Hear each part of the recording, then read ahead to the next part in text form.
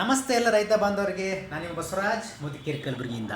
ನಾನು ಕಲಬುರಗಿ ಜಿಲ್ಲೆಯ ಕಮಲಾಪುರ ತಾಲೂಕಿನ ಕಟ್ಟೋಳಿ ಗ್ರಾಮಕ್ಕೆ ಹೋಗ್ತಾ ಇದ್ದೀನಿ. ಕಟ್ಟೋಳಿ ಗ್ರಾಮಕ್ಕೆ ಏನಕ್ಕಪ್ಪ ಅಂತ ಹೇಳಿದ್ರೆ ಹನುಮಂತ್ ರೆಡ್ಡಿ ಸರ್ ಅವರ ಹೊಲಕ್ಕೆ ಕಬ್ಬಿನ ಬೆಳೆ ನೋಡೋದಕ್ಕೆ ಹೋಗ್ತಾ ಇದ್ದೀನಿ. ಕಂಪ್ಲೀಟಾಗಿ ನೀವು ನೋಡ್ಬೋದು, ಇದು ಅವರ ಕಬ್ಬಿನ ತೋಟ. ಕಂಪ್ಲೀಟಾಗಿ ಅದನ್ನು ವೀಕ್ಷಣೆ ಮಾಡಿ, ಅವರ ಹುಲ್ಲು ಜಾಸ್ತಿ ಆಗಿದೆ, ಅದನ್ನು ಕಂಪ್ಲೀಟಾಗಿ ಹುಲ್ಲಿನ ಎಣ್ಣೆ ಸಿಂಪಡಣೆ ಮಾಡಿದ್ದಾರೆ.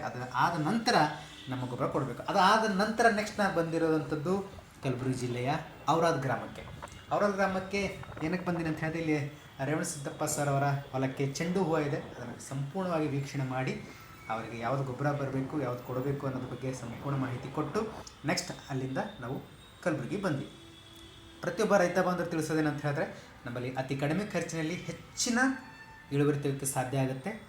ಹಾಗಾದರೆ ಮತ್ತೇನಕ್ಕೆ ತಡ? ನಿಮ್ಮ ಹೊಲದಲ್ಲಿ ಯಾವ ಬೆಳೆ ಇದೆ, ಎಷ್ಟು ತಿಂಗಳು ಬೆಳೆ ಇದೆ, ನನಗೆ ಕಮೆಂಟ್ ಮಾಡಿ ಆ್ಯಂಡ್ ಹೆಚ್ಚಿನ ಮಾಹಿತಿ ನನ್ನನ್ನು ಸಂಪರ್ಕಿಸಿ. Thank you.